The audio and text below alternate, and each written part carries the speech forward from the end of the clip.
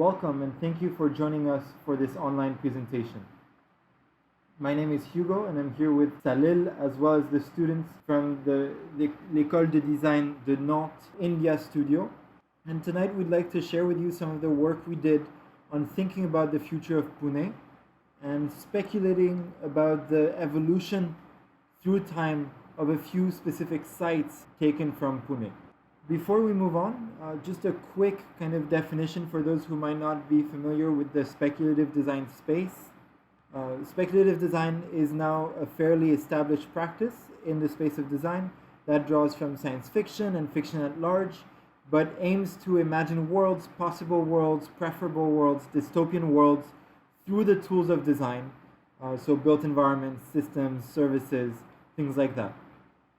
And for this session, we paired the speculative design approach with more of a digital prototyping tool called Fortnite, right? So some of you might know Fortnite as a video game, but we were interested in seeing how it might be used as a remote collaboration tool. And so what we did was we had the students build their respective groups' vision of Pune, of their location of Pune, in Fortnite, and use Fortnite to kind of really think through the systems and the neighborhoods they were creating. Each group you will hear tonight worked on a different location, speculating its evolution, then trying to build it in Fortnite, and then creating a final visualization that best embodied their vision. So welcome to Pune 2015. And one more thing I do need to call out before we get started.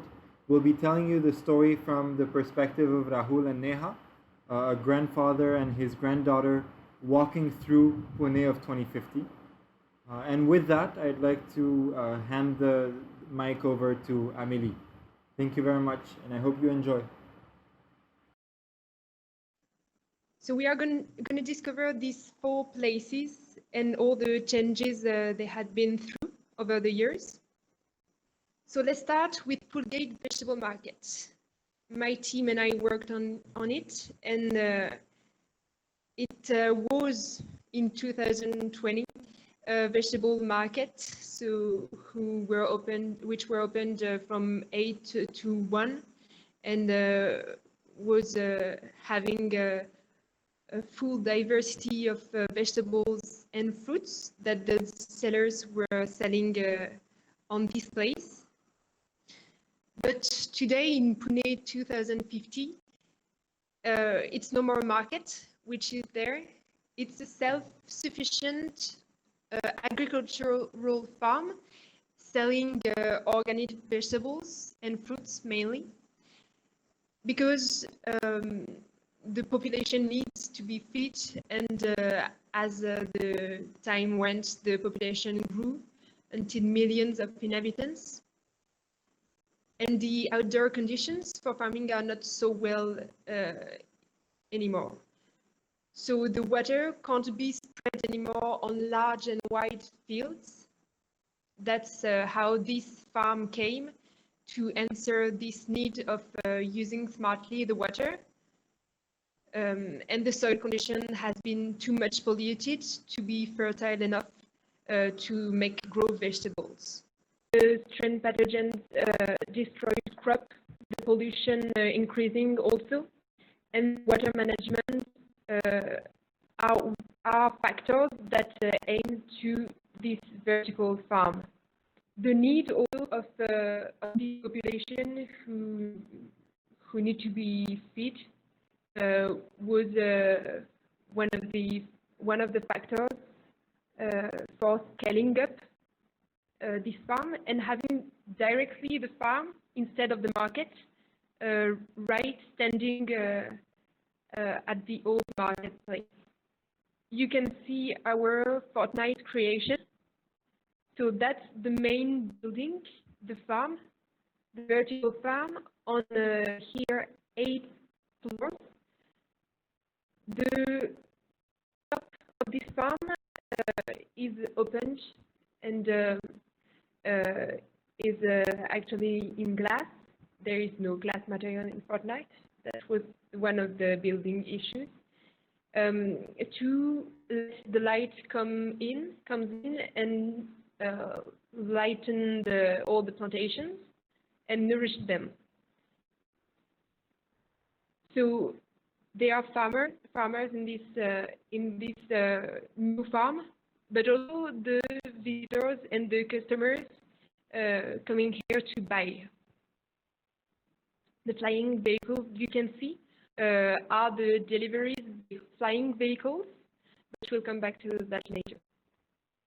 How it works, it's simple. The main farm in the center is helped by several smaller sectors. As the technology increased and had been upscaled, they helped the farm being developed.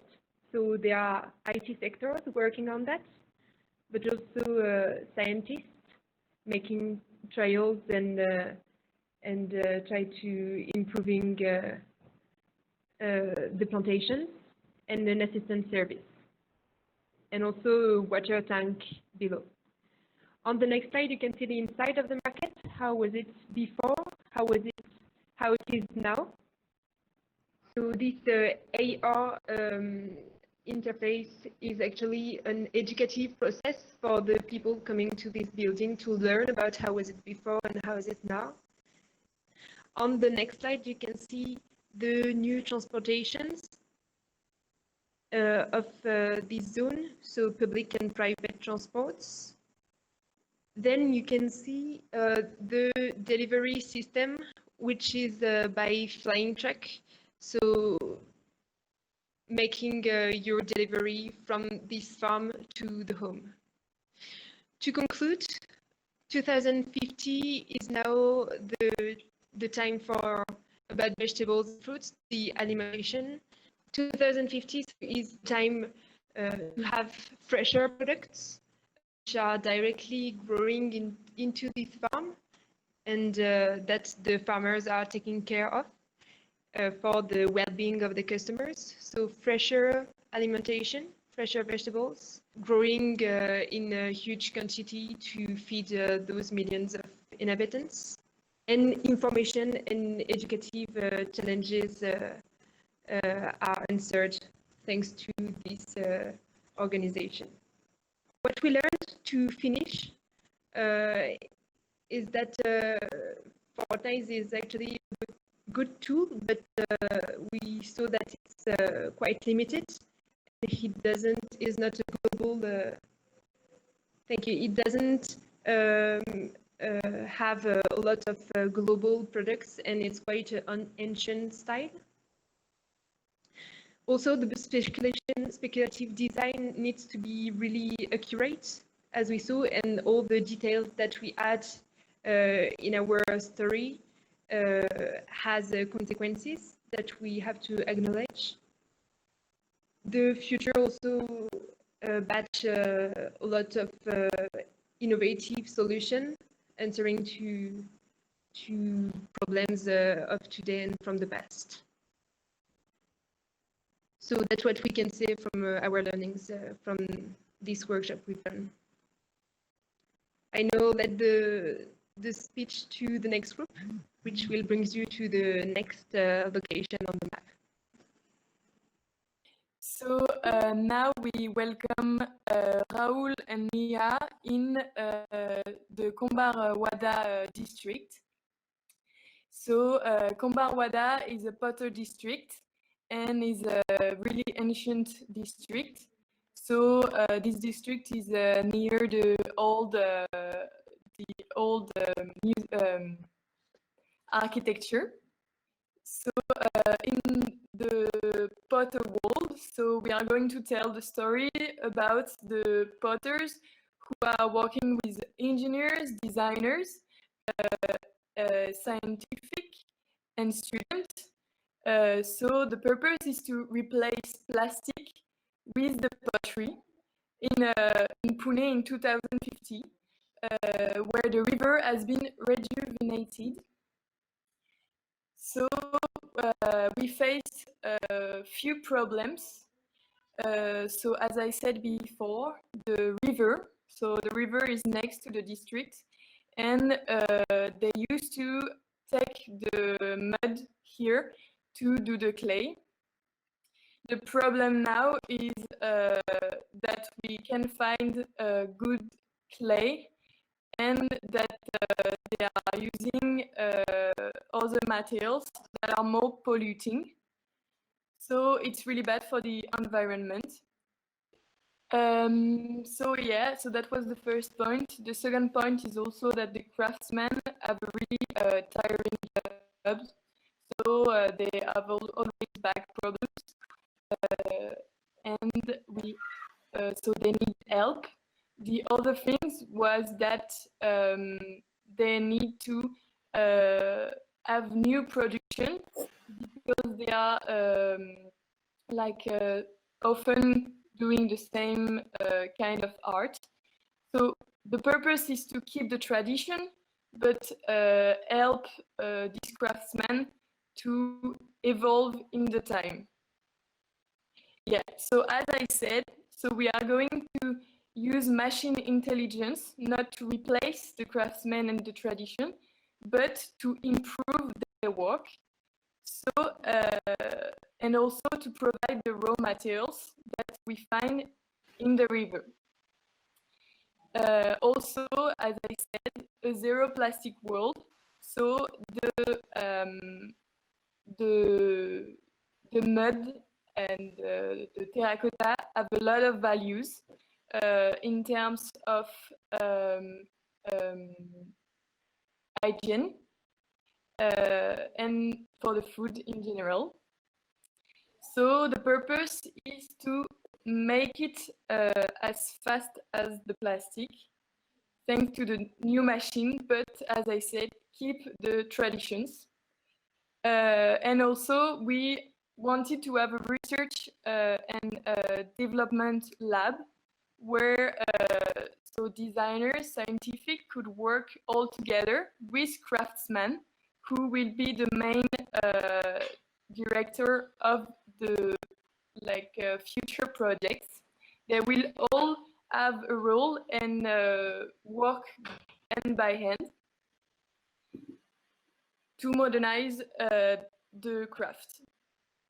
So we wanted to keep the historical aspect of the architecture and keep it intact because the district, as I said, is in one of the oldest districts of Pune. So the purpose is to take care of this architecture and keep it intact. So the plan, so we have like when you arrived on the left, you have a pass where you have all the shops of the craftsmen, where the family of the craftsmen are selling the pots, all the creations. So then, when you see, you have the entrance where you go in the research lab, workshops, and there is also a school. So the workshops is where we can see all the production, where the craftsmen are doing the production and they are helped by machine. So there is also the research lab where there is all the different typologies of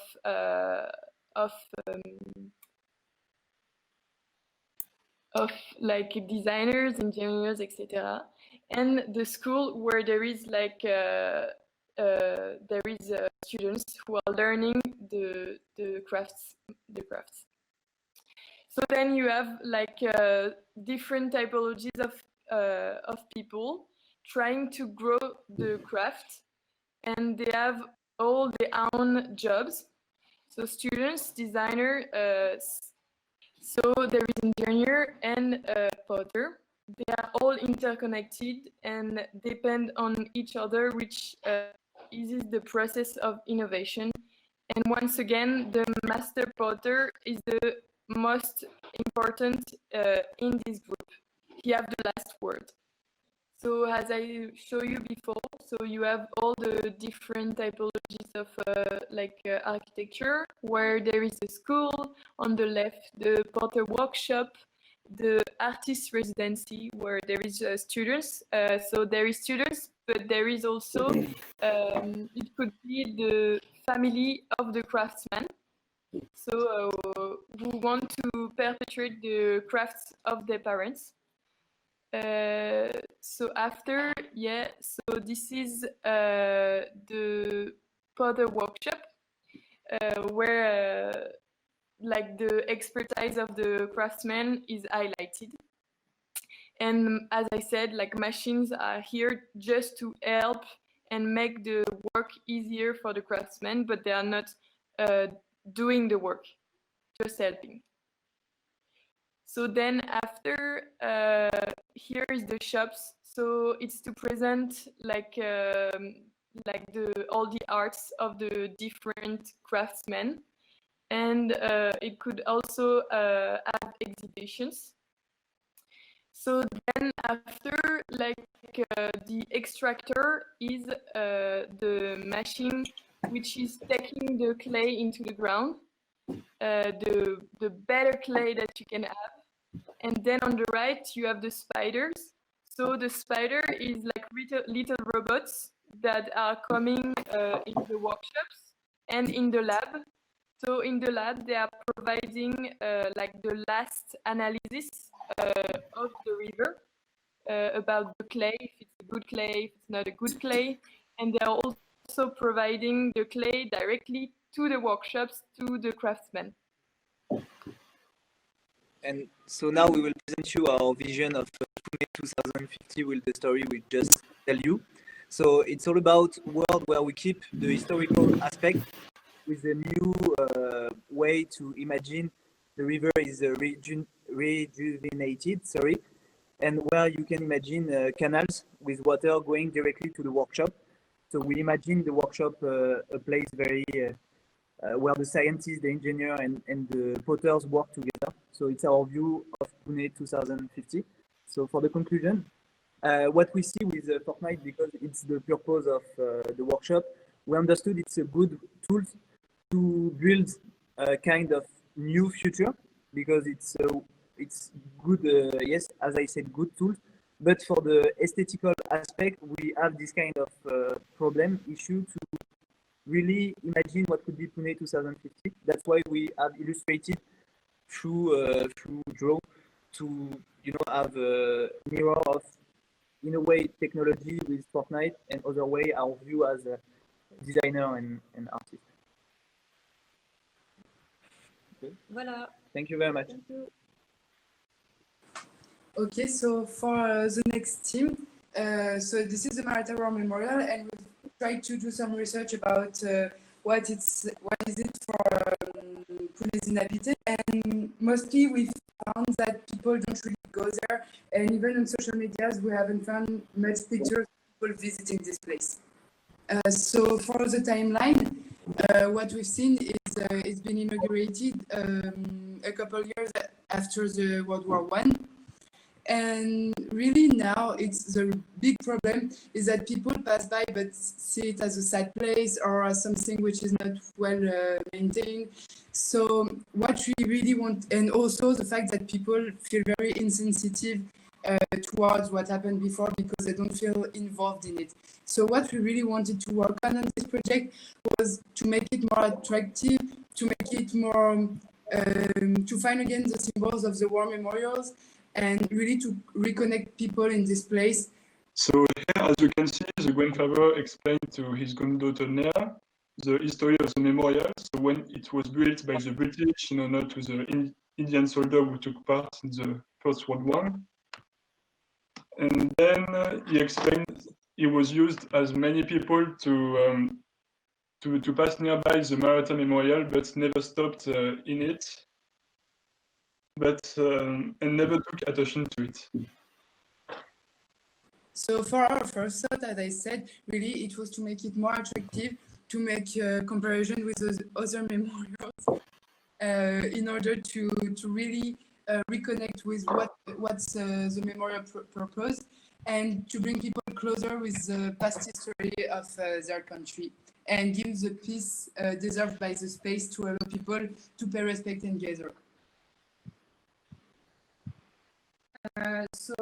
We did some research and some about testimonies from soldiers in World War I, but also some author of books about this part of the history, and also from any people who were living during this period.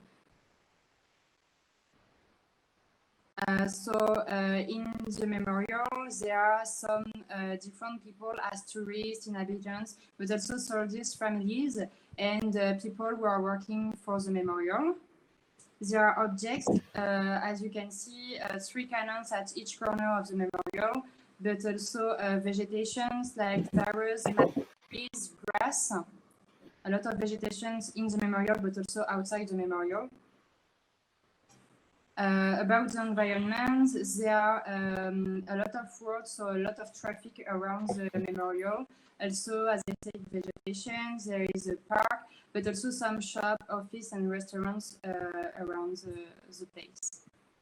The message of this place is pay homage to soldiers who died during the World War I, but also communicate about their names and their stories, in the aim to remember the history of India, but also the world.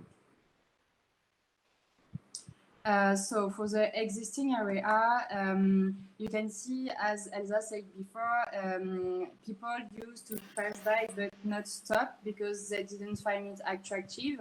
So in the memorial, you will find, as I said, the main statue in the middle of the memorial and 3 cannons at each corner. So about the existing colors you can find in the memorial, mostly it's black and white. So the black is the color of mourning in Occident, and in India it's the white. And you can also find red and green, which has a symbol of excellence, victory, and happiness for the red color, and life and evolution for the green. And what we understood is that the message they want to send is a bit mixed, and it's not really clear, and it isn't really appropriate to the place and its history. Then for the vegetation inspiration we found, so the lotus flower and tulsi leaves, because each of them have a strong symbol in India. The lotus is the national flower, and tulsi is sometimes used in funerals. And as you will see later, we chose to put a tree in the memorial, and we chose the parijat tree because it creates a shadow for the gathering area, and also white flowers, which can bring this peaceful environment. And for the material, so mainly marble, so white marble and grass for the flooring, and black marble. And then the testimony wall you will also see later will be in black glass, and so the main entrance will be enlarged in black marble.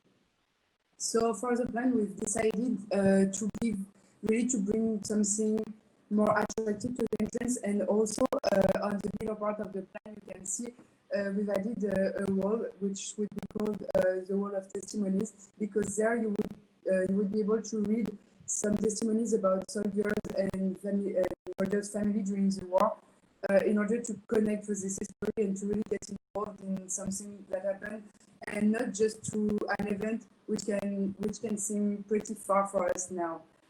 So on this with this wall we go a kind of river with a lotus flower in order to bring this peaceful atmosphere.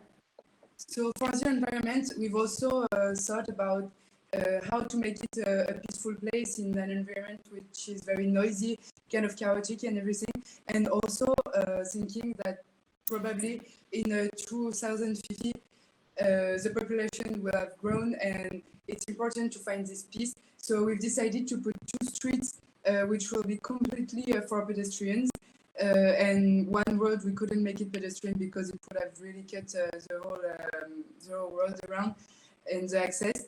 But then you really have some calm brought into the memorial.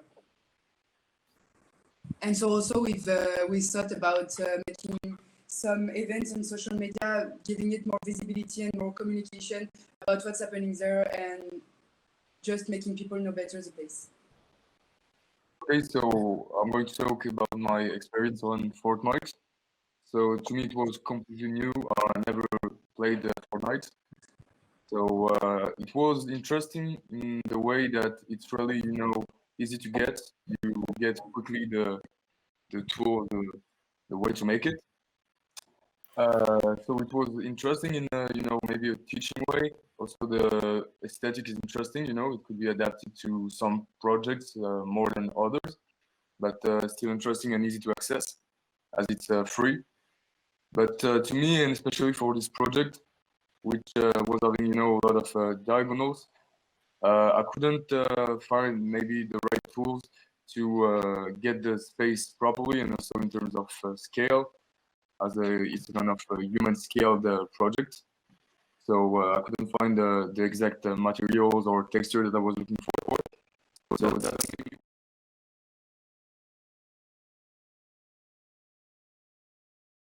Hello, so welcome to the Spirits team project. This week we worked on the Victory Theatre, the goal being to imagine the evolution of this building in Pune in 2050. We imagined a different story which permit to select our final problematic, telling the story of an haunted theatre aiming to become an attractive place in Pune where the weather is very hot and the atmosphere polluted. Here are the pictures of the Victory Theatre. The first three pictures show the facade and the last one show the inside of the building. Umesh, the grandfather, tells the story of the theatre to his little girl. He tells her that this is the oldest cinema in Pune. He also says that he used to go there with his family when he was a child, but that the place was abandoned in 2026. The theatre, known with the name Capitol, was built in 1920 and was used as a playhouse by the British. But an event created a revolt and Indian population began to fight for their freedom. This event happened in 1942. A teenager hoisted the Indian flag and was killed by the police, ordered by the British. The next year there was a bomb blast at the theatre. And with the independence in 1947, the theatre is used by Indians, and its name changed and became the Victory Theatre. Today people come to watch movies, and sometimes they can hear strange noises there. The Victory Theatre is known as Pune's most haunted places. So I will present you the story of the different owners of the theater, and I will present you Umesh, Rahul and Tanisha. So Umesh was the owner of the theater till he died in 2026. He was working with his son Rahul, who abandoned the theater because he didn't want to continue the activity due to the competition of multiplex in Pune. And then later, when Tanisha, the granddaughter of Umesh, became an adult, she decided to reopen the theater in 2043, the year of the century of the blast mark. There are the mood board we chose. They show the atmosphere we want to give to this place, a place similar to abandoned buildings and where the nature regains its rights. Here are the sketches of this place with the facade and its surroundings. The place is surrounded by greenery and nature as totally taking over. So after the abandon of the theater, the legend was told again and worried people who little by little abandoned the district. And then during the years 2030, this abandoned and haunted district attracted journalists and photographers from whole India. Pictures were posted on social medias and strange noises were reported as well, and this is how it became very famous.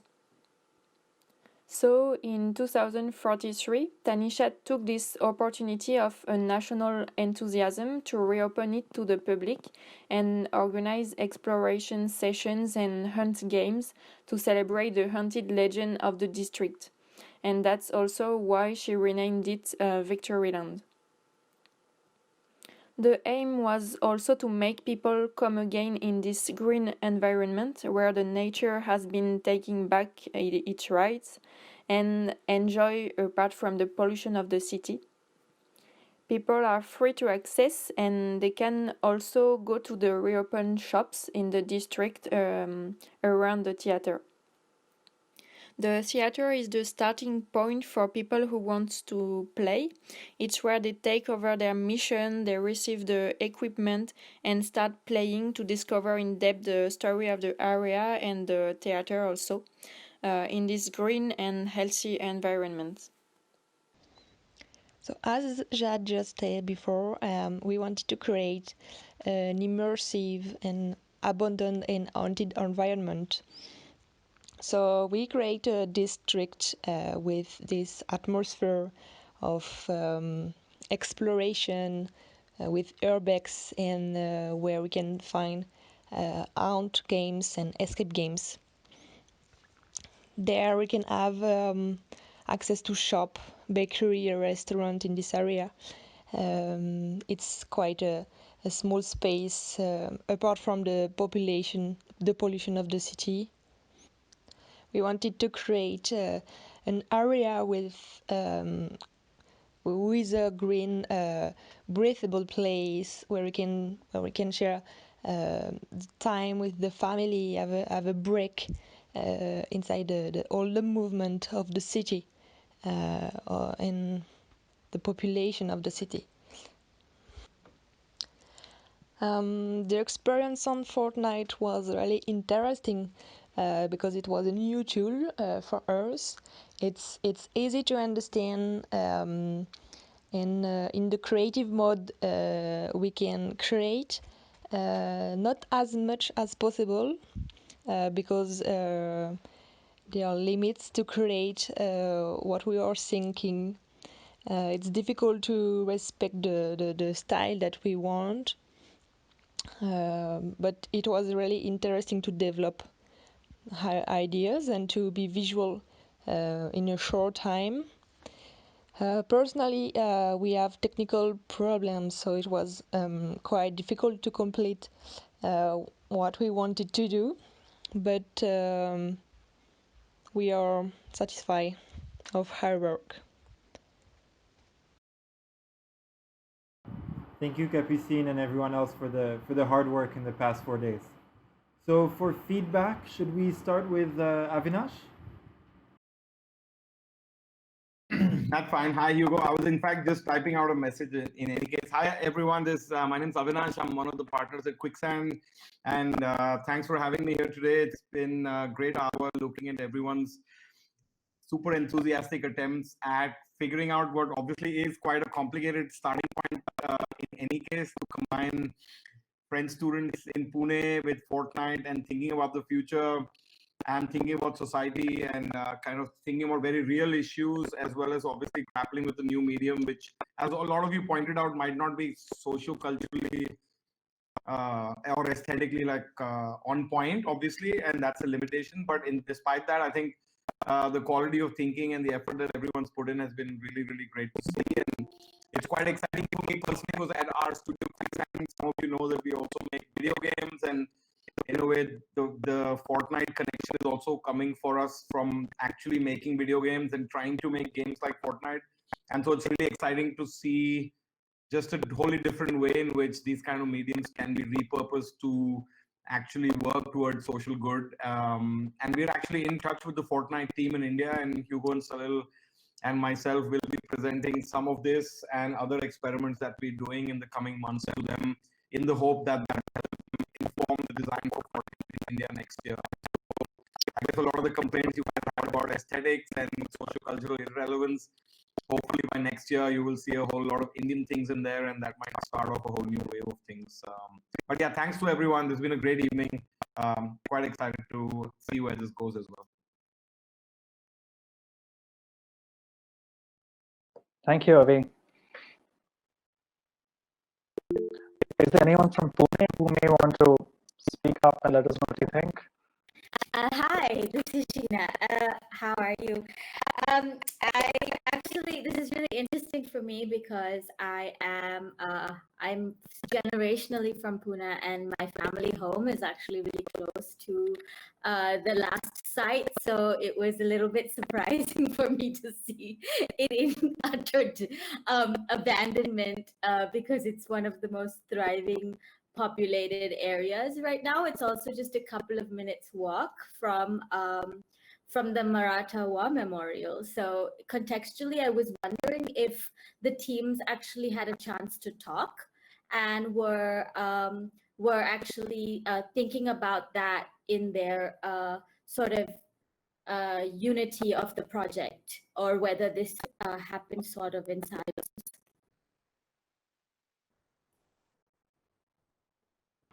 Thank you, Sheena, for this question. Yeah, maybe the memorial team, do you want to take a shot at answering this?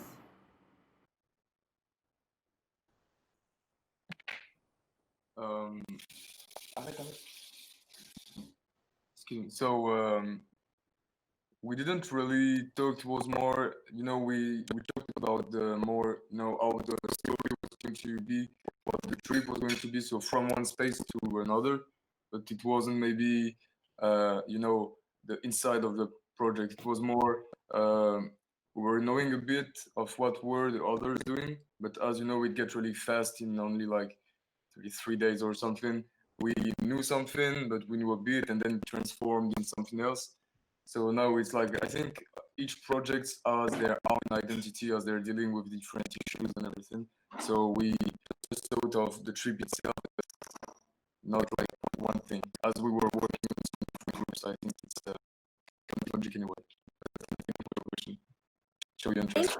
I actually really enjoyed that. I think you were all really sensitive to Pune, and I think there was so much sort of sensitivity to actually in many ways of culture, even though it is really difficult to envision a city from maps and Google. I think you all did an amazing job, and you took into a lot of consideration elements in the city, for instance, the river, etc., and how it actually influences aspects of workmanship and culture like pottery.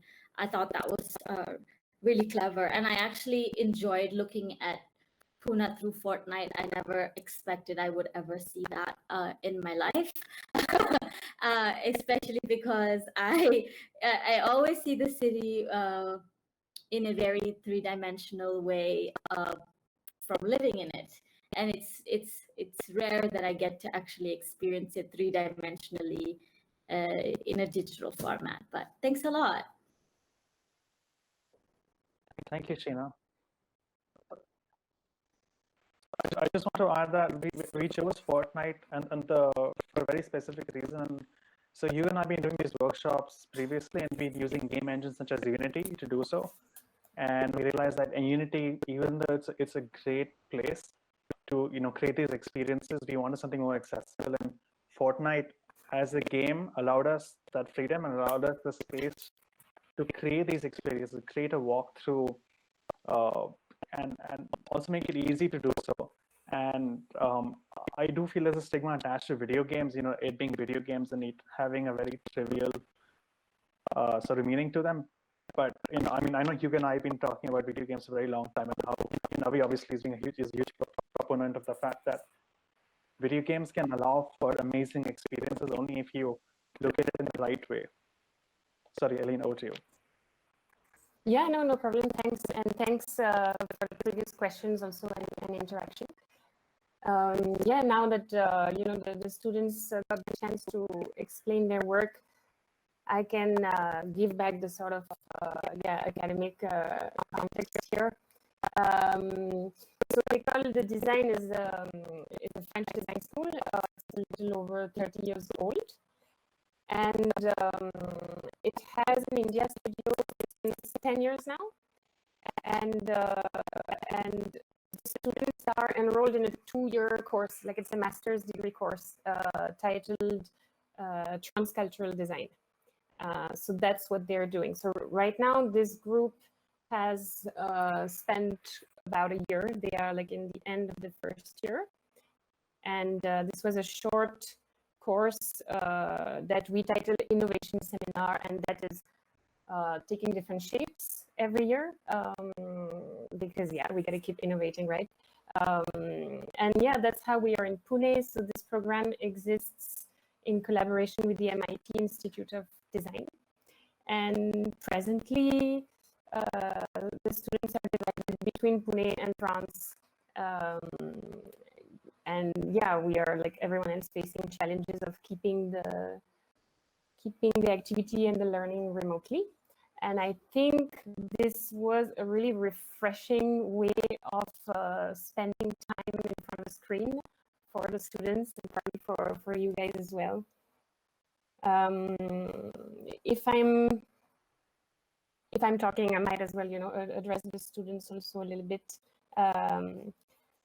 So I was smiling every time, you know, each of the group pointed out that, yeah, the you know, the social and the cultural adequacy of the aesthetics is questionable. I'm like, yes, mission accomplished. We care about context and we care about social cultural specificities.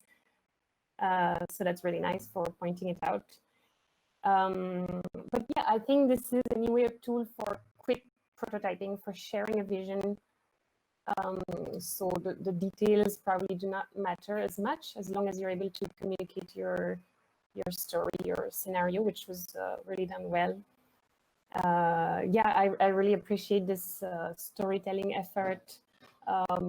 Like right now, I remember Amélie, which is, you were really talking in 2050. So back in 2020, it was like that. It was like that. So that was a really nice touch. So yeah, like I'm happy also that even given the circumstances, you guys, Hugo and Salil, have managed to create this kind of momentum, this kind of dance workshop that we want to have. Like search courses are meant to be this way, and bring different rhythm to like other ongoing projects. So thank you so much. I think this is really, really well done. And it was really invigorating actually for me to see that, even just to see. So I'm sure the students are inspired to think in a different way, to explore new tools. I hope you guys, students, you can take some of the learning, take some of these discoveries for your other longer term projects and career, which is really the point of such courses. So yeah, that's enough from me. Thanks everyone, really thanks Hugo and Salil, thanks to the students for their involvement and enthusiasm. And yeah. And I also just want to thank Anoki and Praveen and Ishita. Anoki and Praveen couldn't be here, but they came in for a session and gave some really valuable feedback and really helped ground some of the work with. And they're both from Pune, so they really helped us try and get that sort of nuance into the work we're doing. Thank you, Salil, for bringing that up. Yes, a big thank you to everyone and Praveen and Anoki. Just to be mindful of everybody's time, I think we should wrap things up here. So thank you very much for joining, and we'll make sure to update you on what the next steps are. Have a good evening.